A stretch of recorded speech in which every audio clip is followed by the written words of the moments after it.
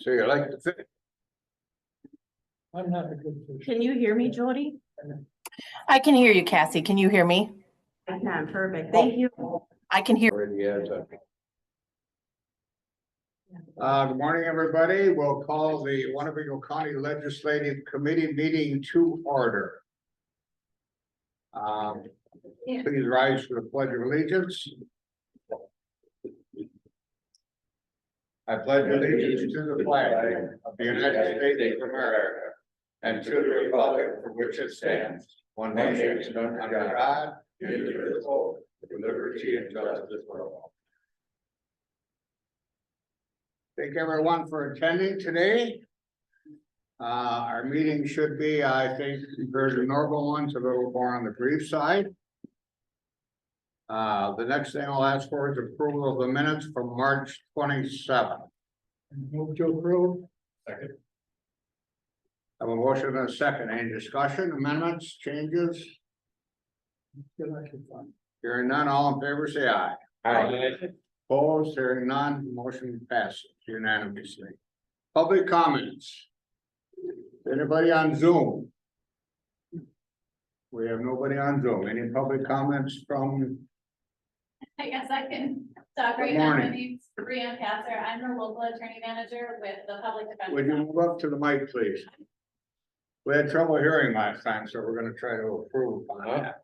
So my name's Brianne Katzer. I'm the local attorney manager with the public defender's office. I've been working with the public defender's office for You might have to just, there you go. 13 years There you go. in June. So I have been working with the public defender's office that long. I also took private bar appointments when I first started for 2 years. So Eric Spark passed along to me the agenda, and I saw that there's a resolution regarding pay for public defenders. I know there are a lot of actions right now being taken, so I am here obviously in support of that, because we have a really tough role right now. My office is short-staffed. It feels chronically short-staffed at this point, and aside from that, we're having difficulty getting private bar who can take our cases as well. So we're kind of in this difficult moment.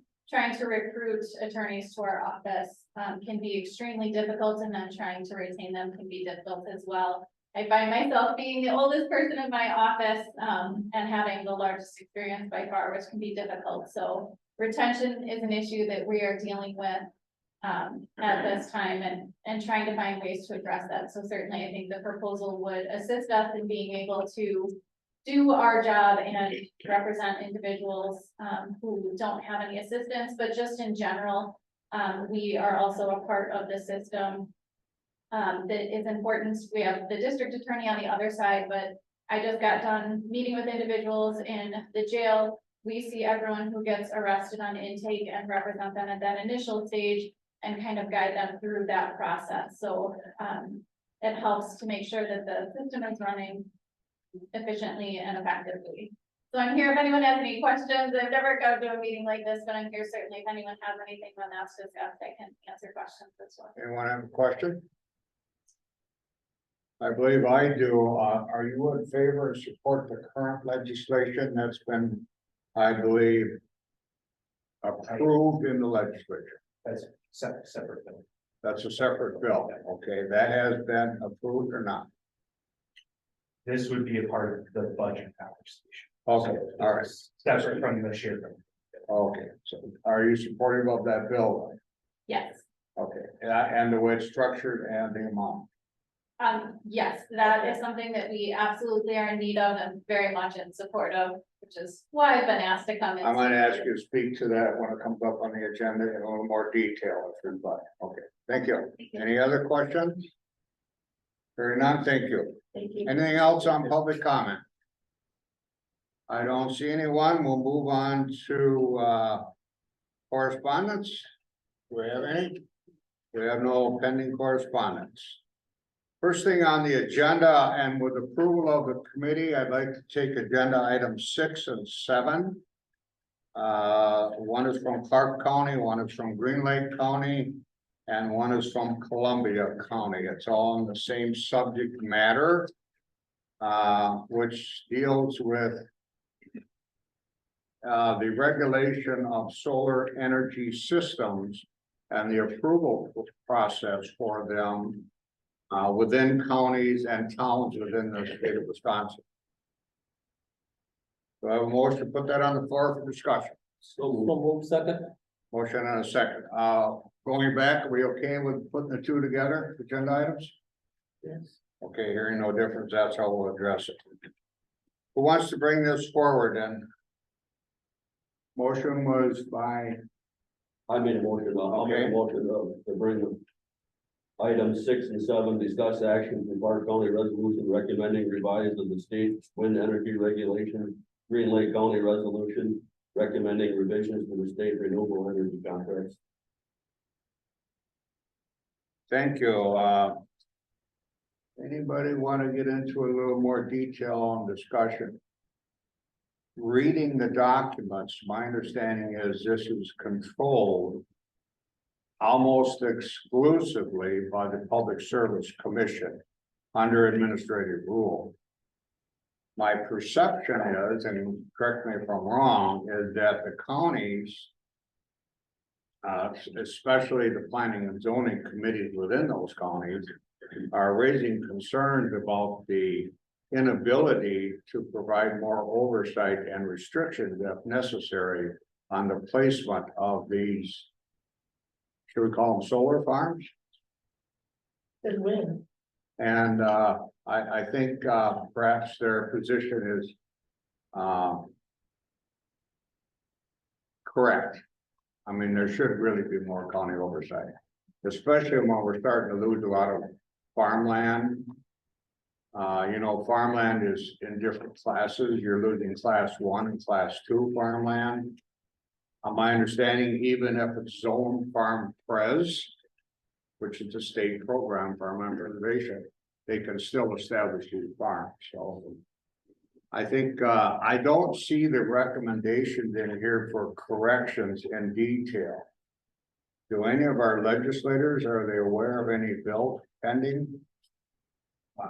At this time, I don't have any, prior knowledge of anything that's pushing, I guess, for local authority yet. I think that this is that pressure that's going to start that discussion.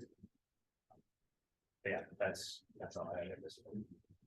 I believe I have seen a bill that was drafted in relation to solar, but I don't think it's moved through committee yet. Okay, thank you. The recommendations in the documents themselves, are they satisfactory to the members of the committee? May I ask what some of the concerns are by the counties with regard to these? I know you spoke to some potential loss of some farmland, but what are some of the other concerns that counties are expressing?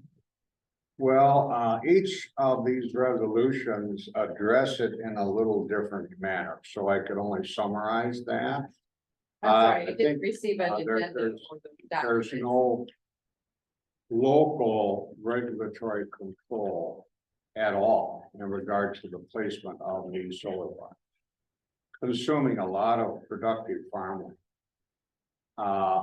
And it involves intrusion upon the neighbors' farms. There's issues with contracts that are being signed. There's a big issue with liability.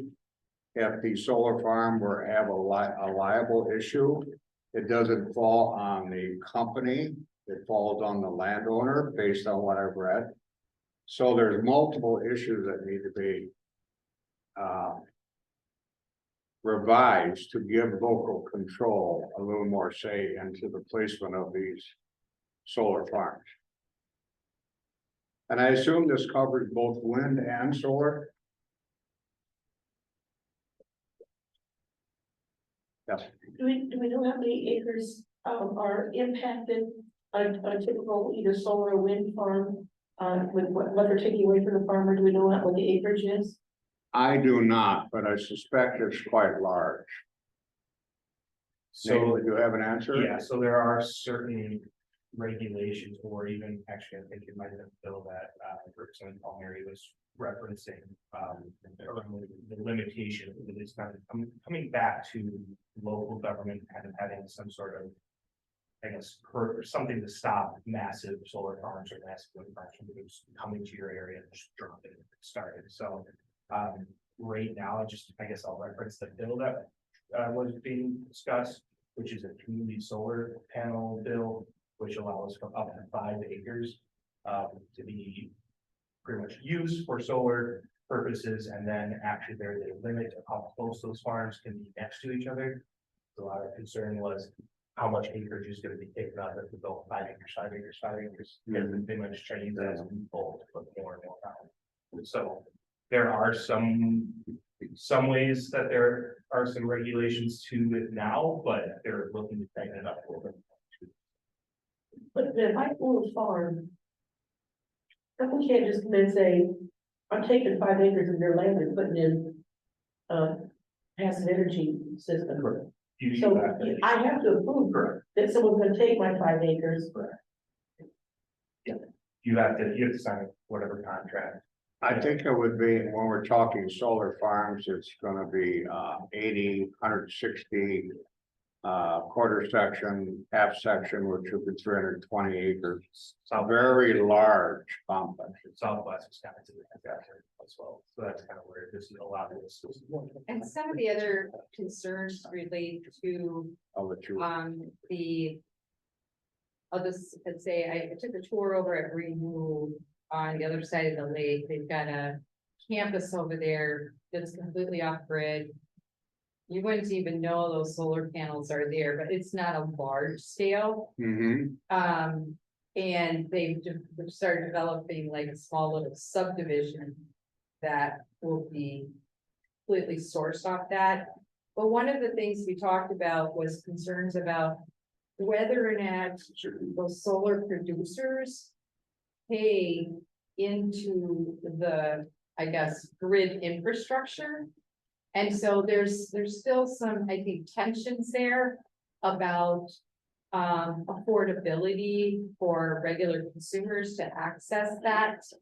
That it would potentially have this kind of cost that would go to regular ratepayers for them to connect into the grid. So that's I still, assume you're referring to the smaller. Yeah. Because yes, our reference here is to the mega farms. oh, which is mega, one- okay. Is Excuse it me. 1 megabyte of energy, or it's quite large? The smaller ones that are on personal property for their own personal use, those are regulated already by local authority. It's these big mega farms that are not regulated, and I think that's a reference from these 3 counties. I don't know if you know or not, Chuck, but do they pay considerably more? I mean, what I heard, they pay considerably more than what you can rent farmland for. You know, if you can rent good farmland. Oh, yeah, there's big bucks, yeah. And now the farmer can't get that crop land to produce a crop because the solar company is willing to pay like $190 an acre, where you're only gonna get 125 for your land. So, especially with Ukraine right now, not basically producing nothing, you know, if we don't have farmland to produce, the prices of groceries are going to go higher. I Yeah, don't know if you've been to the store lately, but you know, prices continue to escalate, and the more we put into these mega solar, the prices are just gonna get higher, because we're not gonna have any farmland. We're gonna have power, but we're not gonna have anything to eat. So, you know, I think if you're talking like grade 3 farmlands that's poor, doesn't produce a lot, some won't plant it in wet years, I'm all for it. But if you're gonna take prime land and make solar, I would be against it. You know, I just think that it's more important to eat. I mean, we have a lot of coal and we can produce energy, but we have only one way of producing food, and that's growing it. Mr. Cox, thank you. I kind of noticed in the Clark County resolution that the PSC is recognizes in chapter 66, part of the statement on limitations. They recognize that there's a liability that they can shift. Shifting a liability from the energy companies to the landowners. regarding stray voltage or regarding property values and regarding the neurological problems, cancer, death, and that sort of, under item B on that particular resolution. I don't know if it's a good idea to be shifting liability back to the landowner from the PSC. And in that case, it should be revised in some way or another. So it's that's not good at all. Thank you, Supervisor Cox. Anybody else have any It comments? brings up a very interesting point. Years ago, that stray voltage bankrupt lots of farmers. Yep. Yeah, took them out, you know, and that's a very good question. Of what is that? What about the stray voltage?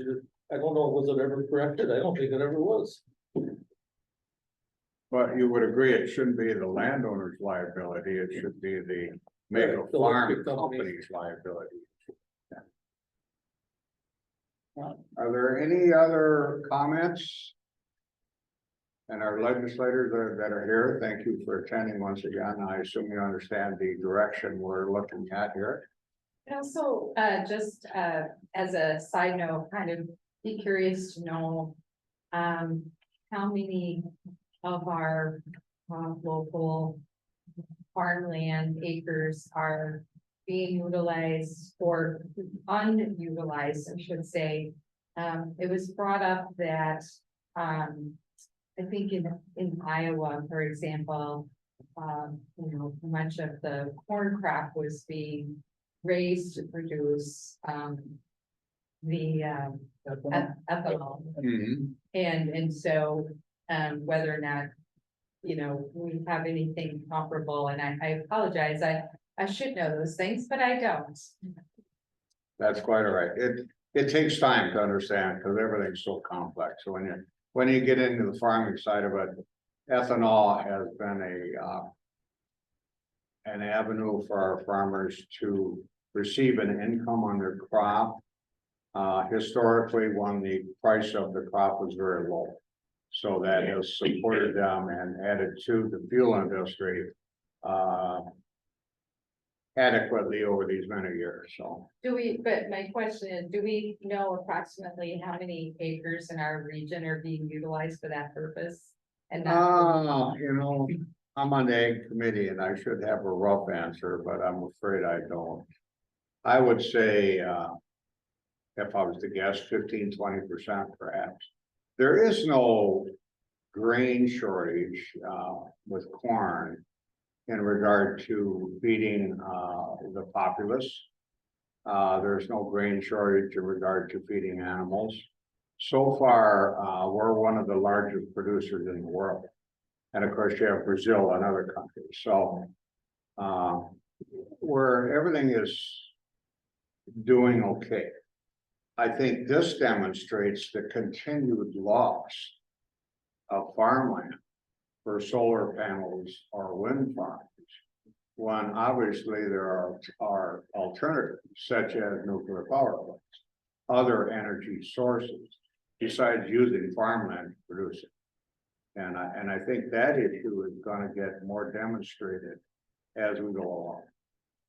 would it be acceptable, let's just use that rough 15 to 20% that may be growing that crop for energy source, would it be acceptable for kind of a swap out, if you will? Very good question. I would not think so, but I'm sure others that are more advised than I might have a different focus on that, but I would not think so. Unless we go to totally electric vehicles, then of course you wouldn't need that. Thank you. Thank you. Any other discussion? Not, the question has been brought forward by motion on the second. All in favor of moving this to the county board for county board review? Say aye. Aye.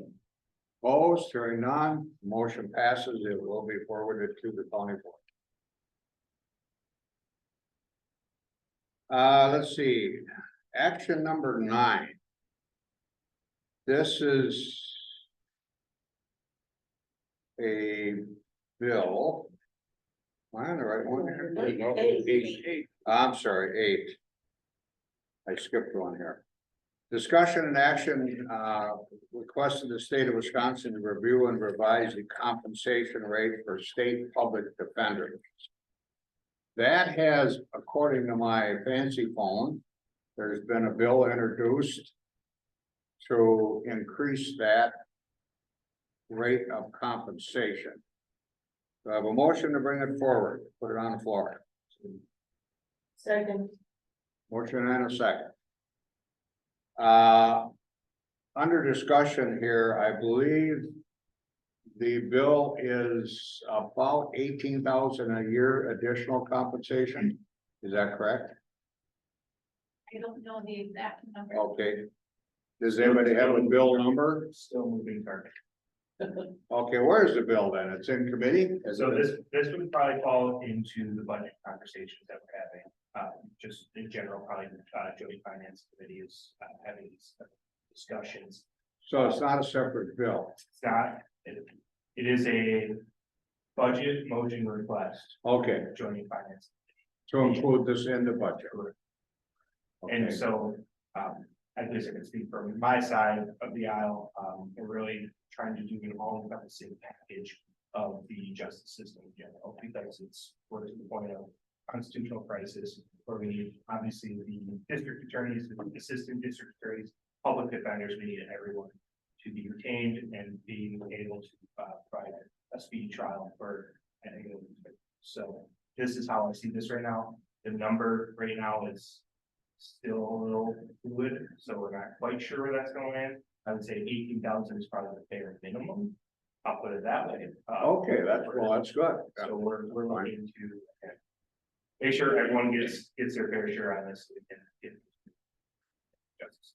So action by this committee would not be pertinent at this time? Passing this, bringing it to the board in support, of this budget motion would be obviously helpful for the cause. So I would say we move forward with it. That's kind of how we see it. So I think we brought an ADA, resolution previously. And so this would kind of accompany that as. Okay, even though the process is probably in its final week, Right, right? It's not going to. Not quite. Right? Yeah, I was gonna say, we still got some time, so I. So input Okay. is still being taken by Joint Finance.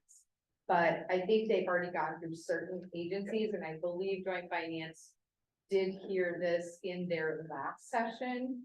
And it sounded pretty favorable on both sides to do some sort of increase. But to Representative Gustafson's point, it's not quite over the bridge yet. Would you like to speak to this, Bill, and well, the budget part of it, and I assume you support? Yeah, the little owl we have picks up audio in this area, but it don't quite go that far.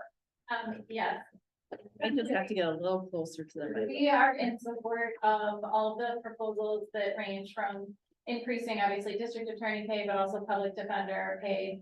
Looking to have that parity between those two things as well is one of the things that, we are looking for, because as I said before, having both sides of the system working together and being able to work efficiently is something that we're looking for. So it's increasing the rate, making sure that through the public defender's office, we can also recruit and retain individuals to work in our office. I think Winnebago County is a great example of how the system can work well. I think the district attorney's office and our office work well together, but obviously having more time together and having people retained within that system is only going to help things.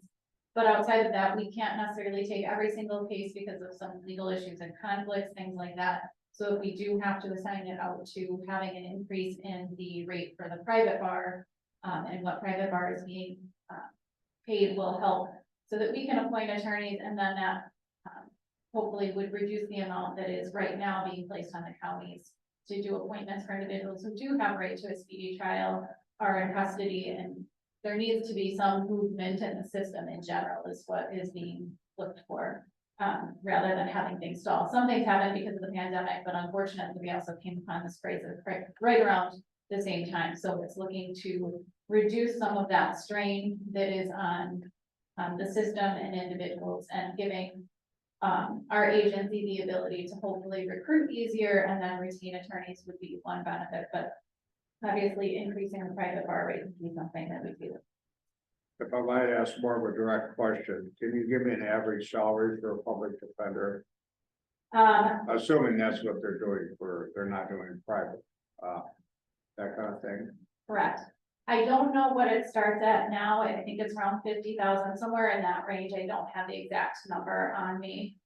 Extremely low compared to the private bar is one of the issues. So I know the increase that they're looking for is 36 an hour to get kind of just that industry increase so that we can. Which is an additional $8 an hour. Now, I believe I read, of course, I read a lot of things, but I'm thinking the intent is to increase that up to about 75,000 a year average. And most of the attorneys are out of law school, just beginning that kind of stuff. So, certainly that would be a great help. What's the average retention of a public defender in their role? Again, I don't have the current numbers for it, so I apologize, but I've been in my office for 13 years in June. The next senior attorney to me, there's a couple that have 4 years. So we're losing people in that 5 to 10 year range, it seems like. I know from my class of attorneys that started in our office, who I honestly thought were all going to be there kind of for our careers. I am one of 2 that remains out of about 6 that started. So anecdotally, I'm losing individuals that are on the same level as me. And I think it's that 5 to 10 year mark that we're losing people in our. So we're looking at 4 or 5 years, or 4 or 5, 6 years, then they move on in their career. Correct. So right Which is now. The experience in criminal law, not that, sure. Correct. And right now I've got 2 attorneys starting this summer, but I'm kind of changing my dynamics of how I approach it because I don't know that they're going to stay at this point. So it's tough because we take that time to train them, give them experience, but then when they leave and we only have new graduates coming in, they can't handle the more serious cases that come through the criminal justice system that might need our assistance. So that's problematic in and of itself, is that right now, if a serious case comes in, I'm one of the attorneys in my office that can handle that. Thank you, Art. Any other, yes, please. I would just say, this is not just a young man's job. My brother-in-law was in private practice most of his adult life until his 50s, when he became a federal public defender for the last 10 or 12 years of his academic work. So it's not just young people. He was in his 50s and 60s that he was doing federal public defending. Good to hear. Any other discussion or question? I believe too, just looking at the Washington County resolution, Yes. you know, there's reference here, and I know at the Joint Finance Committee, when they were discussing this too, about when there's not someone that can be assigned, the contract rate also, I think is like, I want to say $100 per hour. So when there's not someone available and that has to be contracted out, you know, you're basically paying triple, and it looks like Washington County was, you know, seeking to kind of get that made whole when the county has to put that money out. So it does appear to be beneficial to get our folks to a market comparison. I'm not sure if there is a market comparison to the selfless service that DAs and public defenders practice. Thank you. Tom? Thank you, Mr. Chairman. It occurs to me that if we do not weigh in on this issue and pass it up to the board and get them to weigh in, it's almost as if we're ambivalent about it. And I think we're all of us here, Dave, are strongly in favor of upping the pay for these people. And, so I definitely think that we should, vote. Thank you. Any other discussion? Yes, sir. Mr. Thank you, Mr. Chairman. Just so I learned some stuff on this, I know it's an important issue, so that's sure. And it's already been brought up in budget already, right? So it's an issue that's been up. So I guess my question would be, how many other counties are doing a resolution like this? This is from 2022, so it's last year. And then why don't they do it all together? Why do we, each one at a time? As a group, if it's statewide considered, the resolution should be backed by us all, not one at a time. By the time you go one, go down the line, go down the line, go down the line, it takes you almost a year to get everybody on the same board. So to me, it's an important issue. You already brought it up. Does it make a difference us appointing them because they already know about it? Or is it better for us to get all of the counties together and do it rather than one at a time, every 3 months and paying something? I just want to learn on that. What do you think? Supervisor Cox. Well, just to kind of answer that, we've already, through our compensation plan, have taken a look at it and raised the amounts that we currently pay our public defenders. If I might interrupt, for those that don't know, Mr. Cox is the chairman of the Personnel and Finance Committee for Winnebago. So it is not as if we're looking aside or waiting for other counties to, make a decision and then adding to, our budget. We've handled that in some ways, and perhaps we can handle it better. We should acknowledge it as something that is needed to be done, but I don't see where our compensation package is going to, change. They've made large changes to many people in that package that came through not more than a month ago. I think, Mr. Cox, you're referring to the state reimbursement of public defenders, correct? There's multiple parts in it, yeah, so Okay. it's increasing the amount that the attorneys are paid, staff attorneys, but also the increase in the private bar rate. But yeah, specifically within our staffing, and I know that joint finance did vote on that recently, and I believe that, did go through.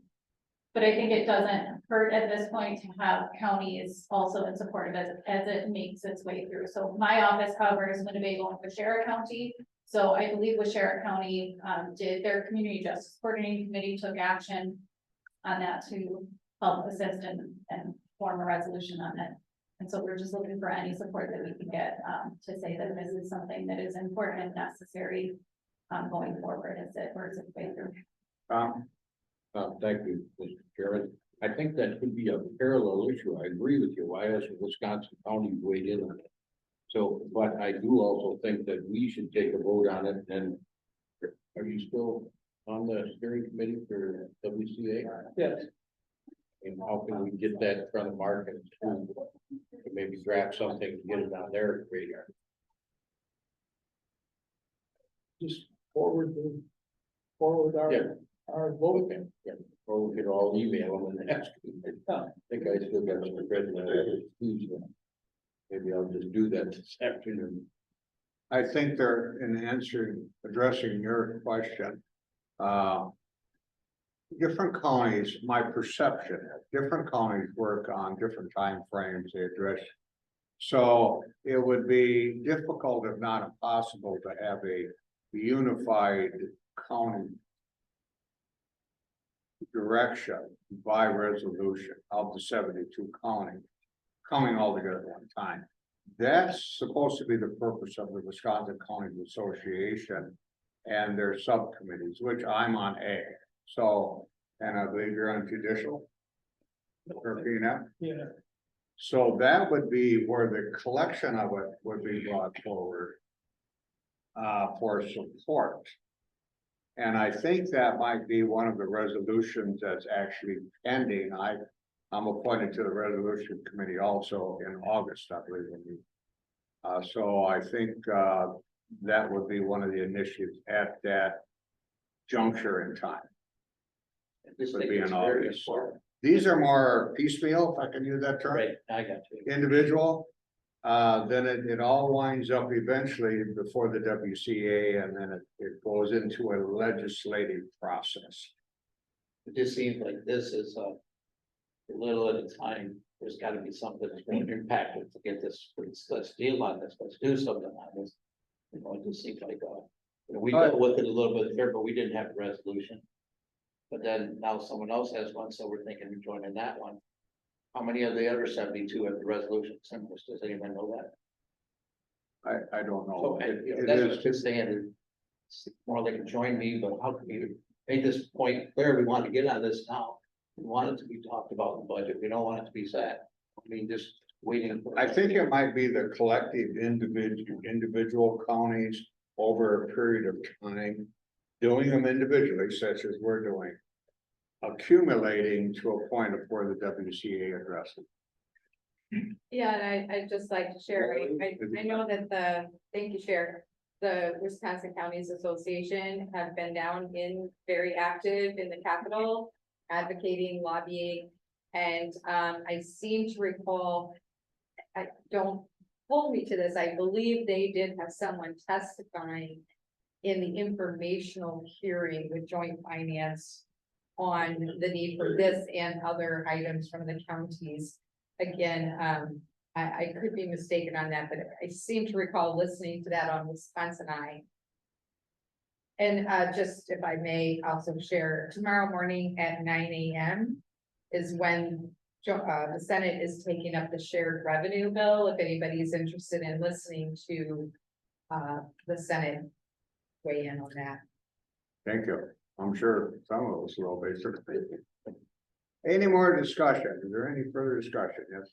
I'd just like to say that, you know, I definitely think we should move this forward and even at $70, I don't know where you're gonna find a attorney for $70. I'm in the process of rewriting my will and the attorney I'm using is well over $200 an hour. So I don't know where you find anybody to work for that. You know, I mean, it's an 8-year degree. You went to school, you spent over a couple $100,000 in education. You know, we pay our truck drivers in the county, some of them $32.85 an hour at $65,000 a year.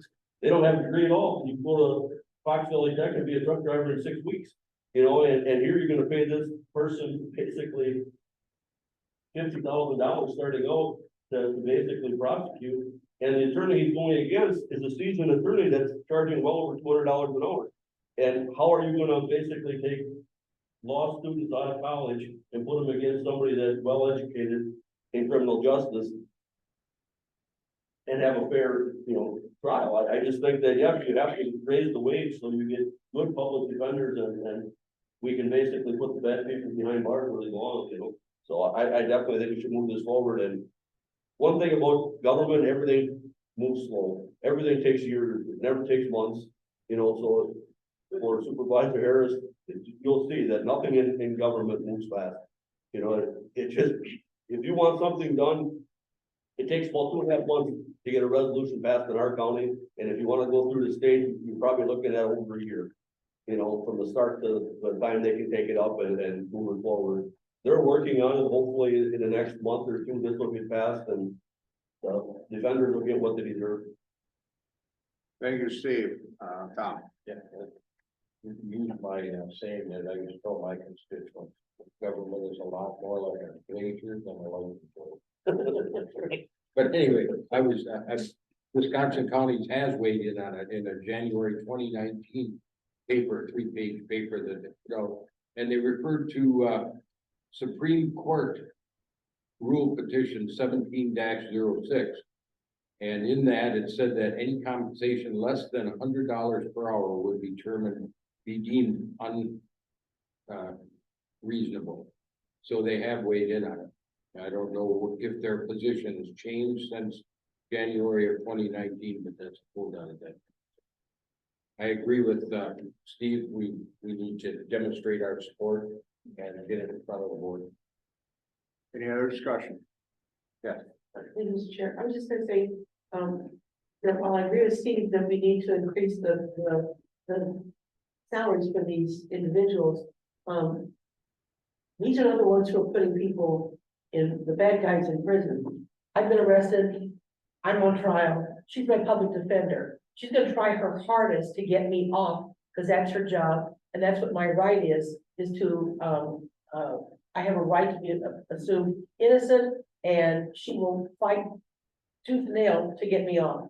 And then there's, prosecutor or a district attorney who's gonna try and send me off. So, you know, this is, we're not sending money to people who are putting people in jail. We are trying to send money to those who are defending, which is our constitutional right to have a solid defense.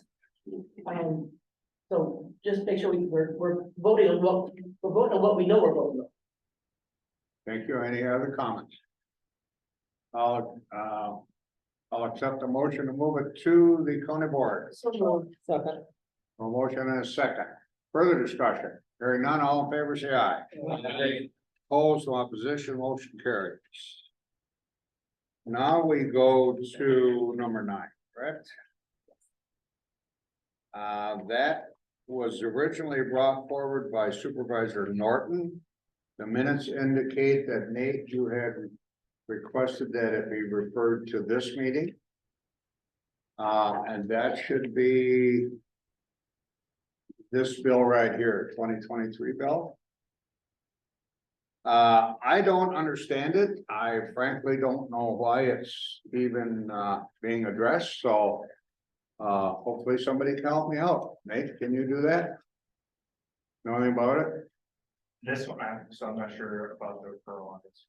Okay, What I would say though, based off of what I can see the language here, through this committee, obviously just really show support for this.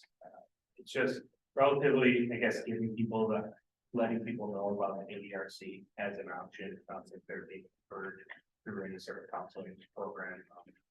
That's gonna actually, so that's my legislative assistant to put this bill together, actually. See where their direction goes on this, but I think it's more just making sure there's an option out there, giving people awareness of ADRCs, more or less, so. LRB stands for Legislative. Reference Bureau.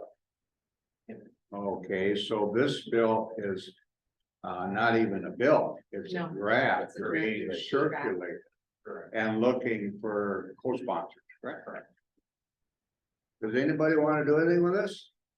Yeah, I'd like to bring it, Chuck, I move that we, bring this in front of us and send it up to the, county board. Well, let's do one at a time. I have a motion to put it on the Okay. floor to a second. Second. Okay, I have a motion and a second. Tom, you have the floor. Well, I think those of us who served on the board and still do know that, Mike Norton was passionate in his, support for and defense of, the ADRC community. And anything we can do to further his legacy, I believe we owe it to him. Any other comments? I have a question.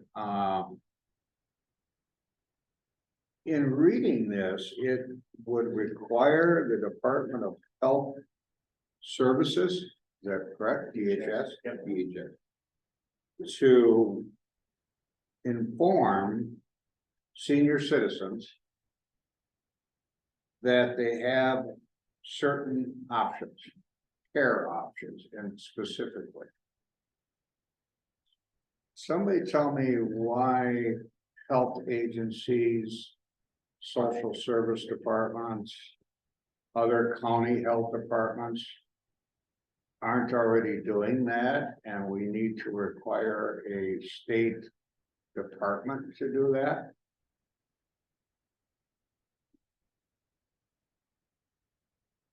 So I Tom, you believe want to this- respond? I could be mistaken, but I believe this relates to HIPAA and confidentiality perhaps.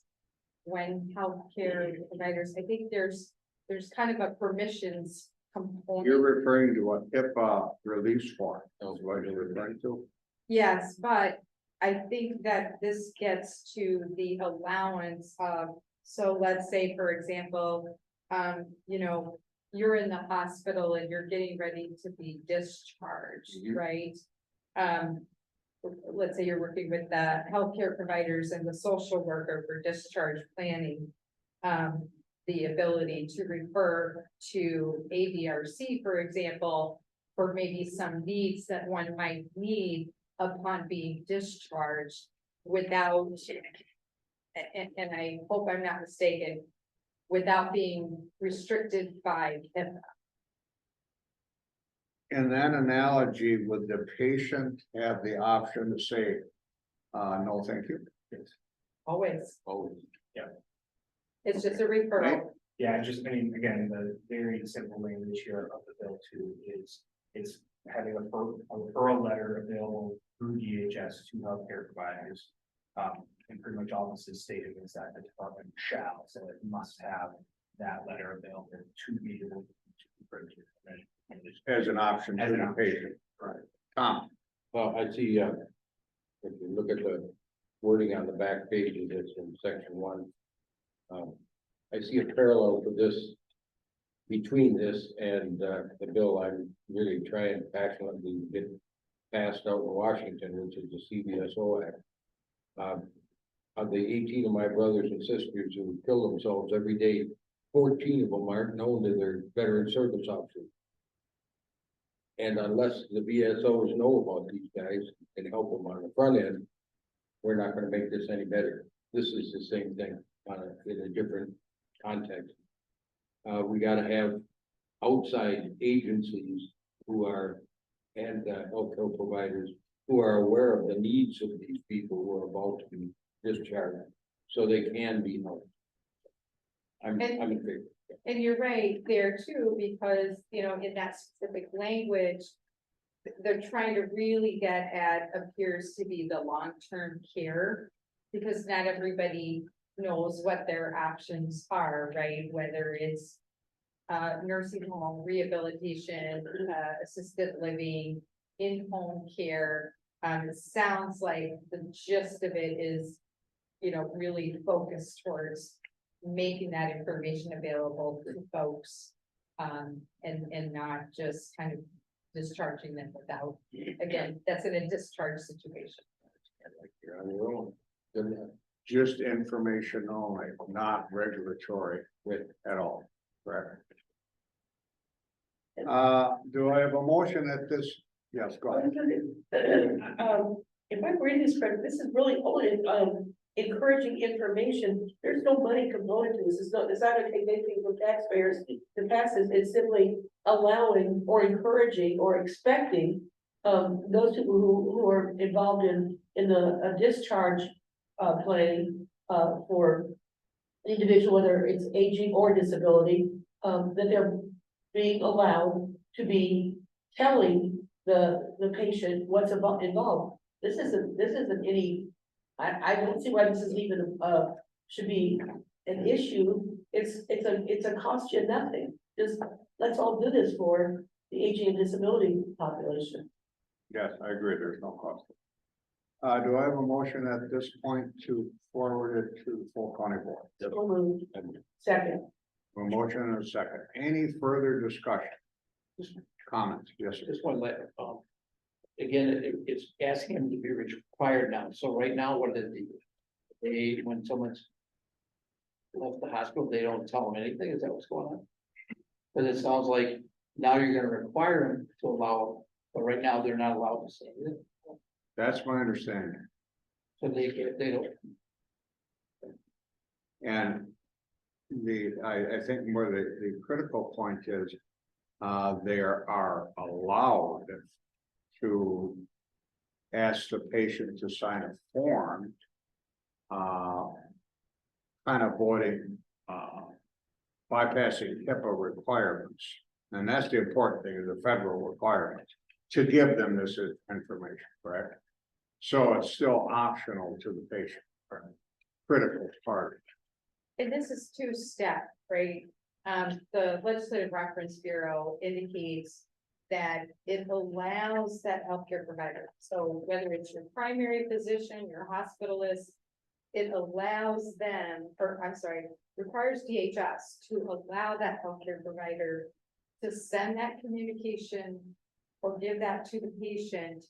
But also there's a two-step piece of it, and the second step is also requires this counseling referral letter to be made available, because let's say, for example, somebody did want to pursue it.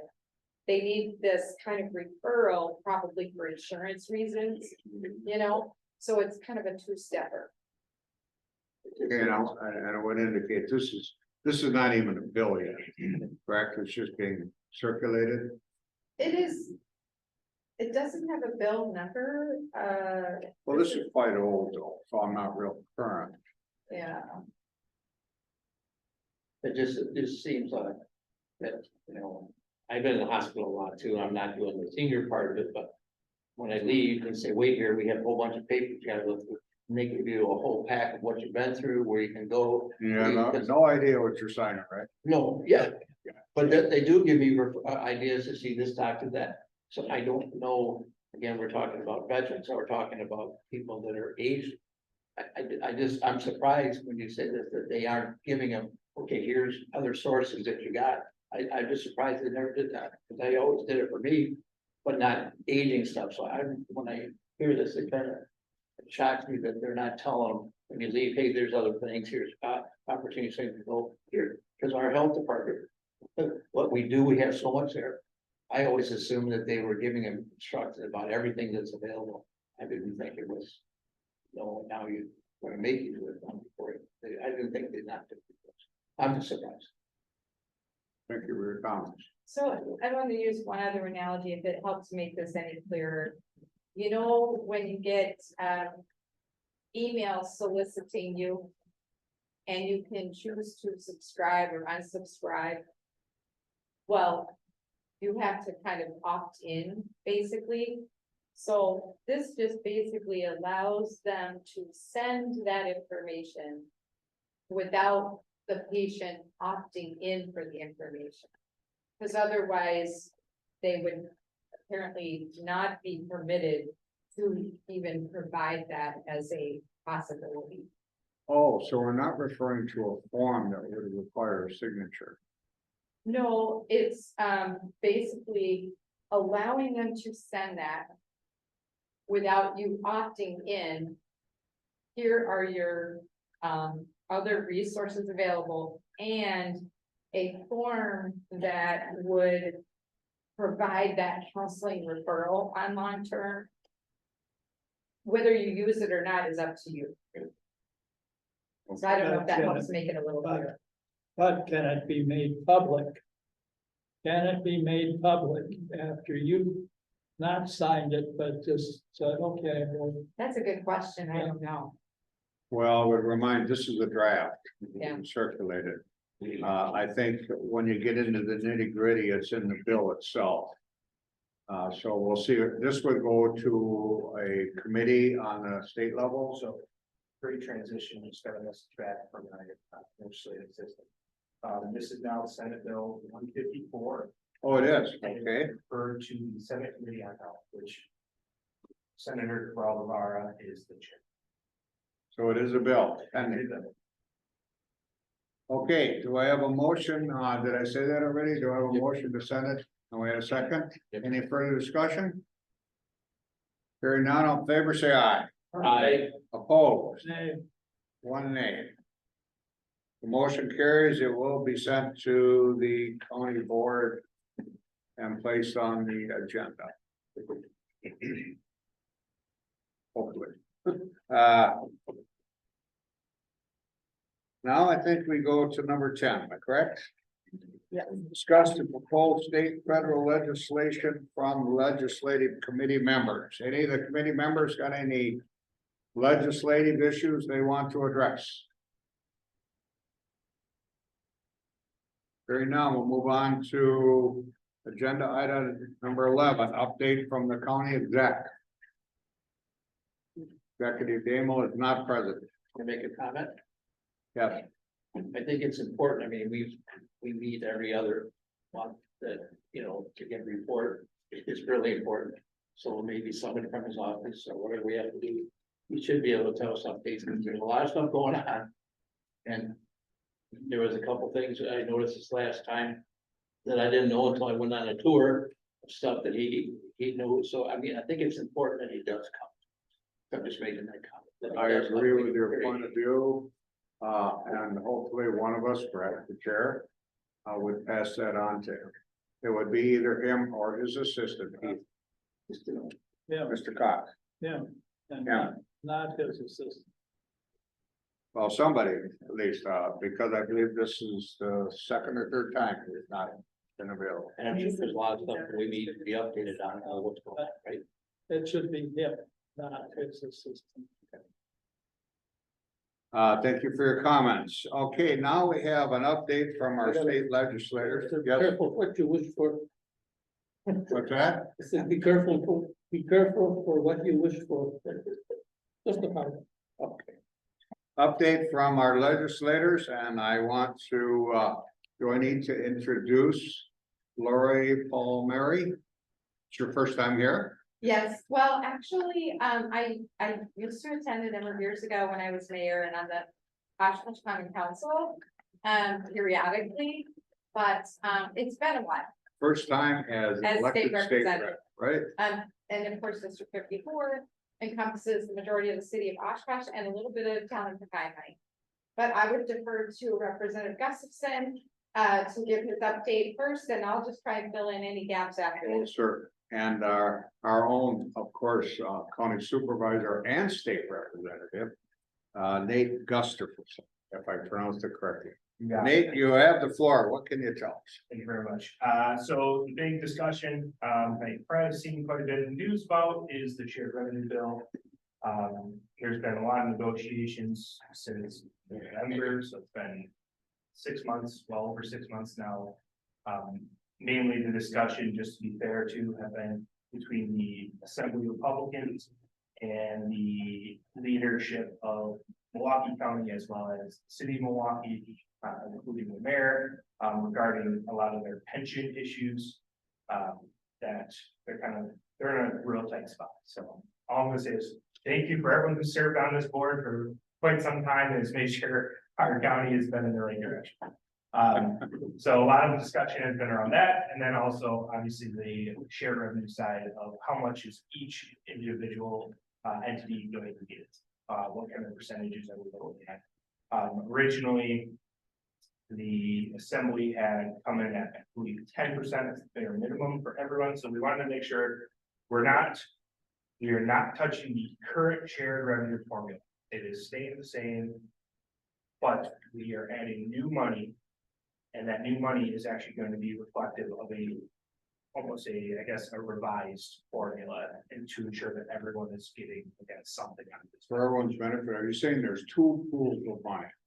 There One is, is the one that is the current shared revenue. correct. You're creating a second pool. Yep, and the second pool And is that's the tax money, correct, so that, sales tax money. yep, that's gonna be that 1 penny on the sales tax on the state, so. Okay. We're not increasing taxes, we're just taking that 1% and adding it into its own fund, which then grows with the economy, so obviously whatever the number you have. Kind of signed up for now, could grow, could go down, obviously it's just a matter of. The economy at that time, and if that number's only ever gone down once in the last 25 years. So, I believe, don't hold me too close to this number, I believe Winnebago County, as a county, should be receiving under this bill, if passed in its current form, would receive roughly about $2 to $2.1 million. Additional money. Additional money to share, right? On top of what you're already receiving.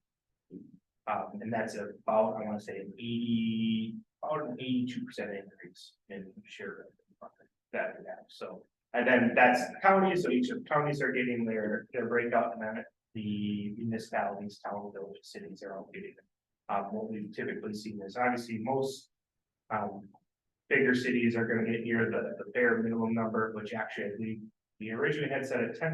I believe it got bumped up 15% at the last moment.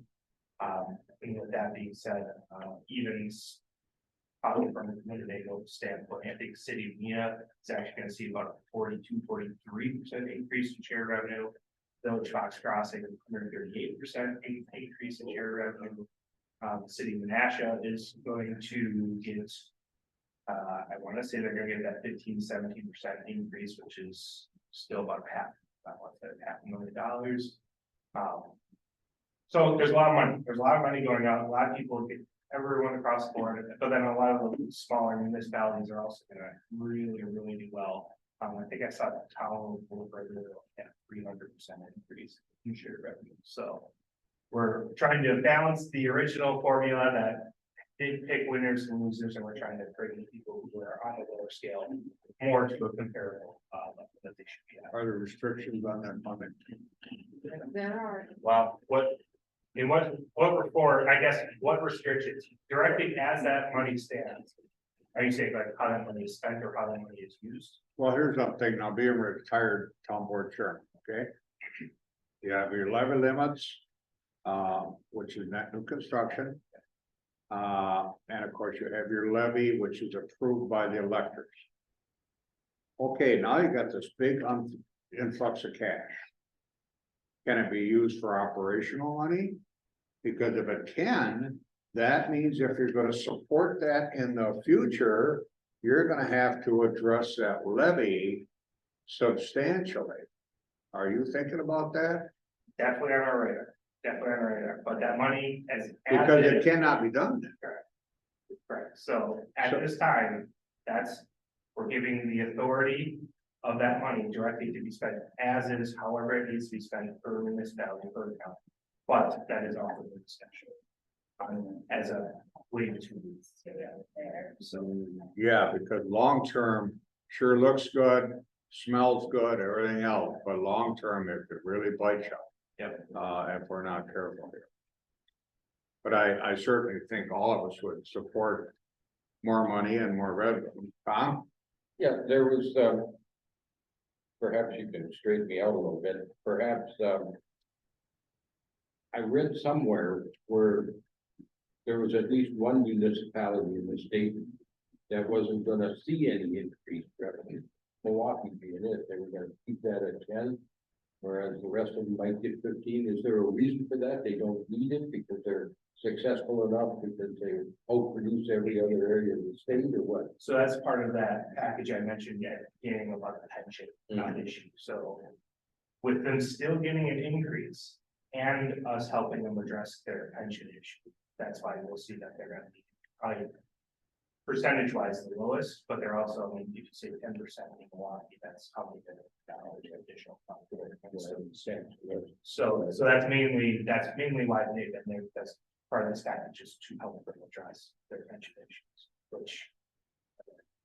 If we don't give them something in some way, shape or form, we're giving them the tools, it's really the tools. I don't know if we're giving them directly money, we're giving them the tools to correct where they're at. So, but that's the pension issue aside. The city of Milwaukee is also going to be facing potentially upwards of $100 million deficit. So, and that's Budget. Yeah, we're in Budget deficit. correct, and that we're not touching. That's not anything that we're assisting with. It's the pension system, specifically that we're trying to assist with. Anything else, Nate? But that's a big one. That's the big one. That's Lori, would you like to respond? Yes. I think, we, Representative Gustafson and I, maybe look at this a little bit differently. Having been mayor, for the last 4 years and intimately involved with our local budget, shared revenue, we know both sides agree it's broken. It hasn't kept pace. We've been sending it down and fewer and fewer dollars are coming back, right? That pressures law enforcement, emergency services, infrastructure. And there was the bill, then there were amendments. The Republicans introduced an amendment that would have taken it up as far as 15% as a minimum. The Democrats came in with some amendments that would have gone up a little more, But the challenge is, this is a shiny apple with a hiding worm, and that is the hiding worm of policy, which, you know, you were talking about earlier, not wanting to lose local control as regards to solar.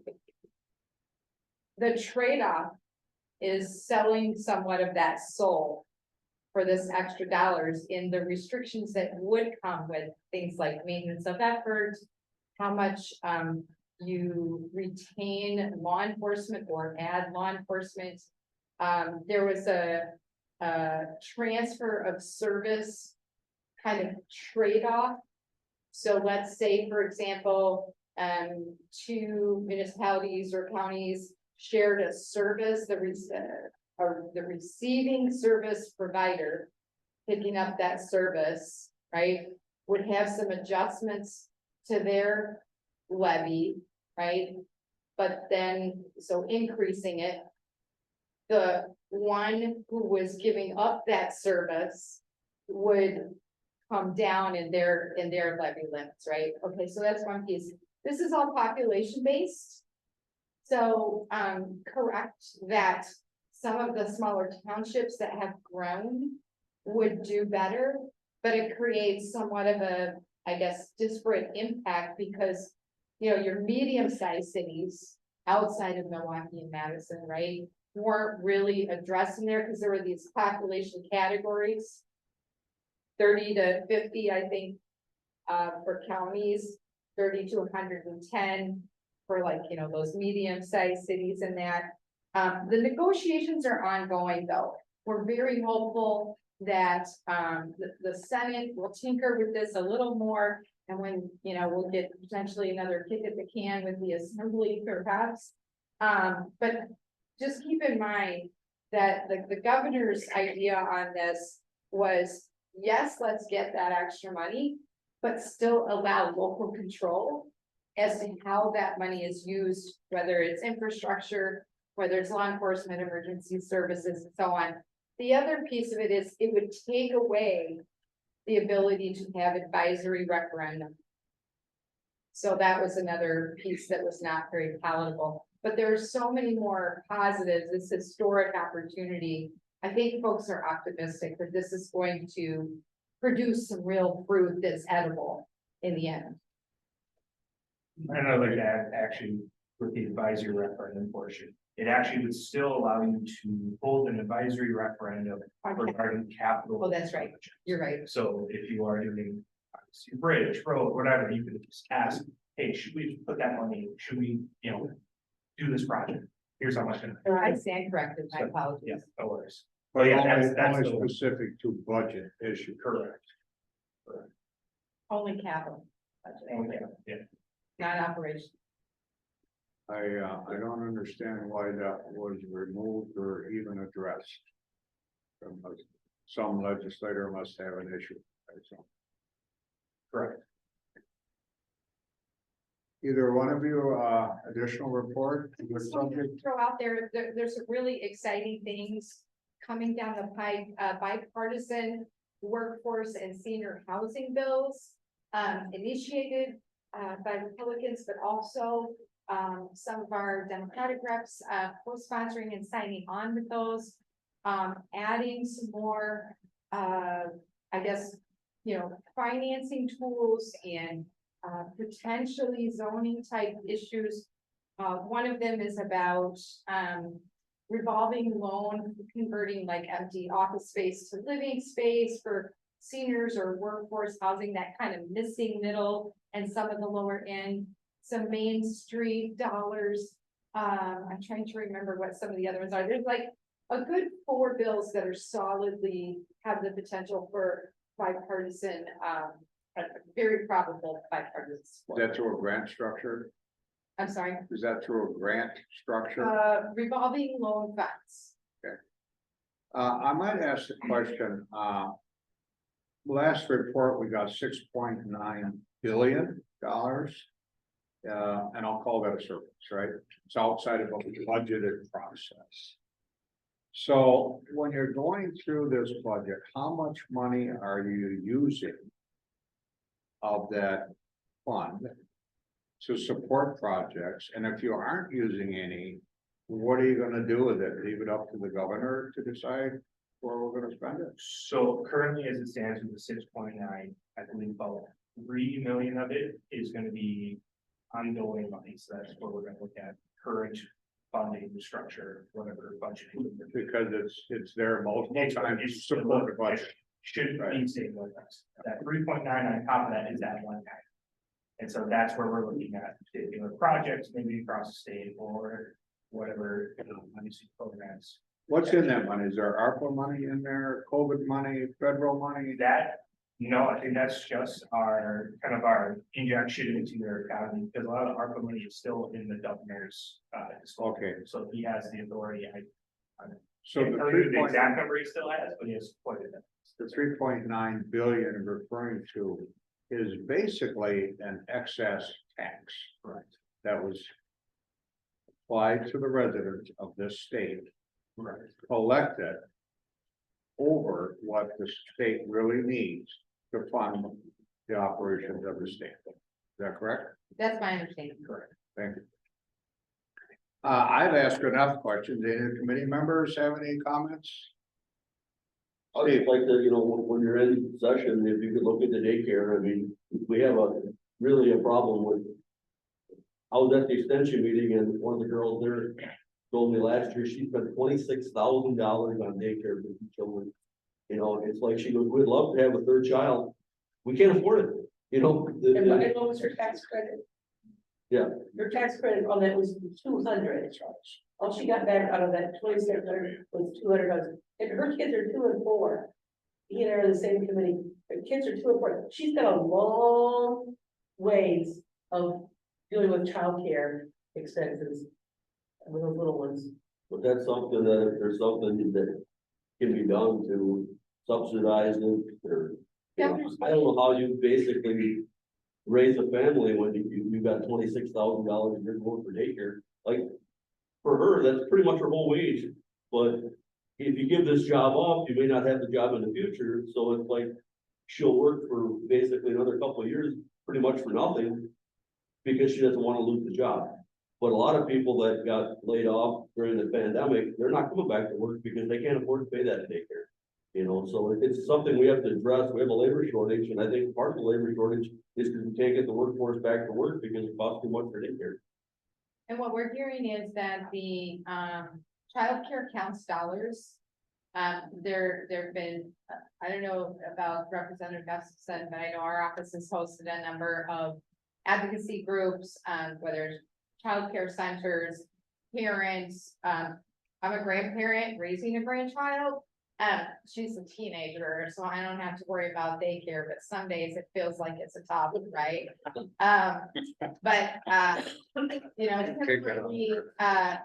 So the idea is to try and continue that childcare counts funding, because our average daycare worker is making less than $13 an hour.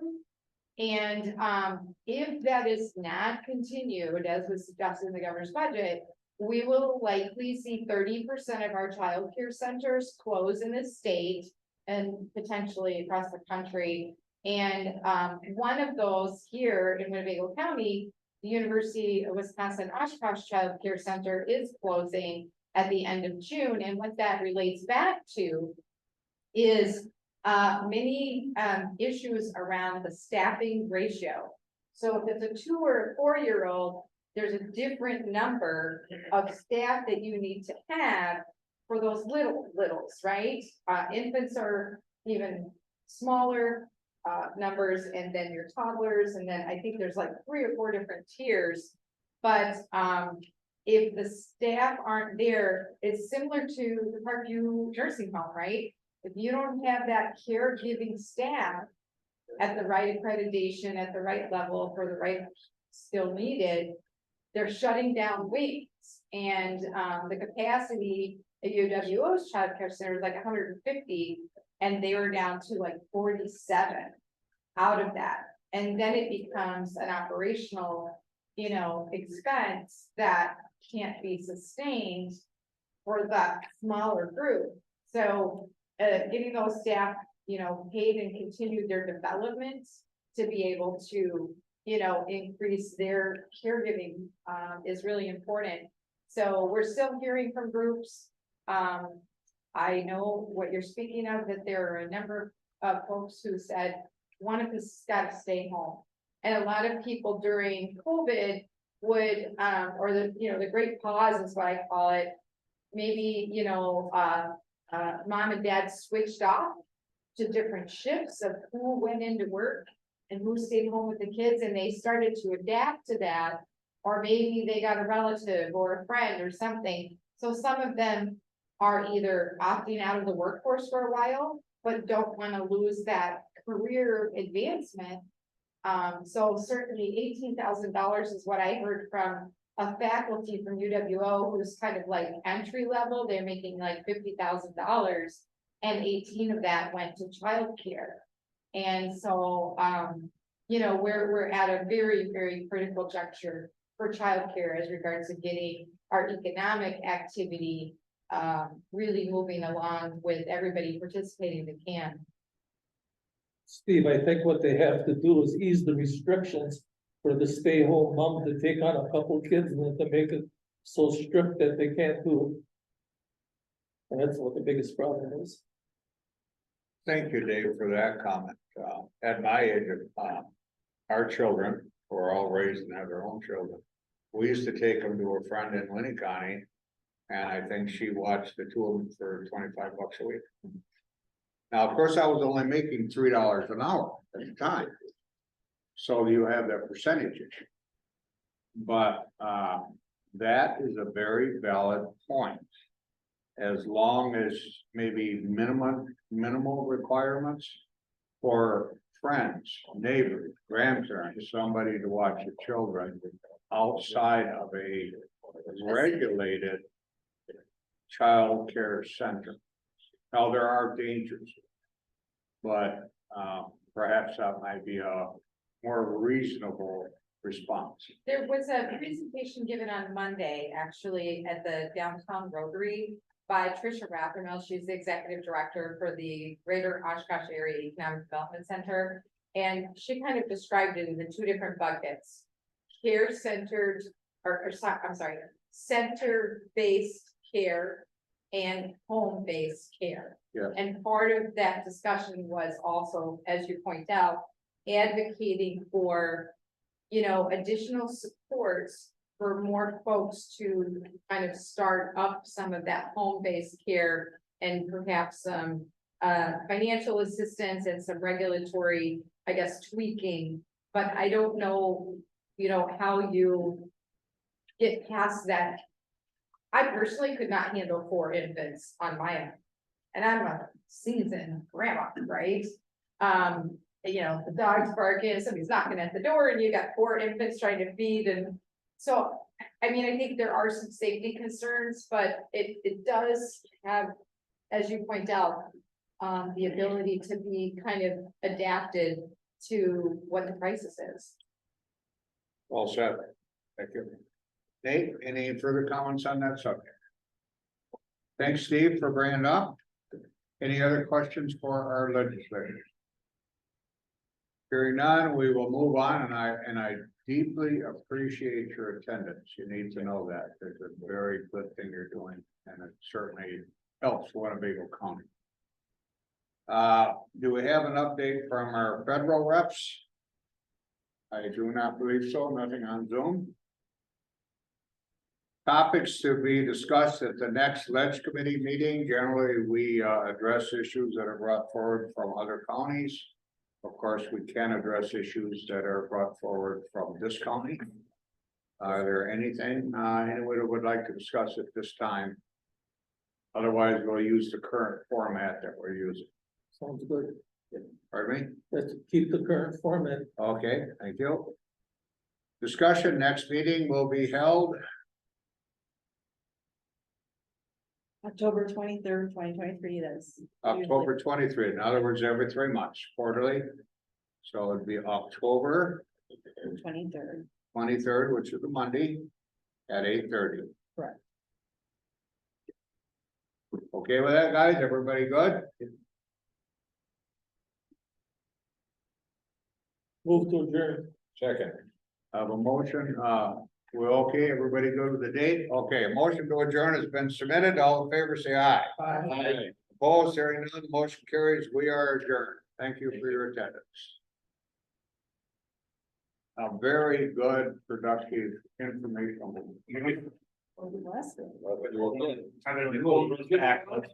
That's okay. So are we going back to super spreader status? Yes, we did. Oh, allergies. Allergies. Just kick it. I think that's perfect, and if you come over with.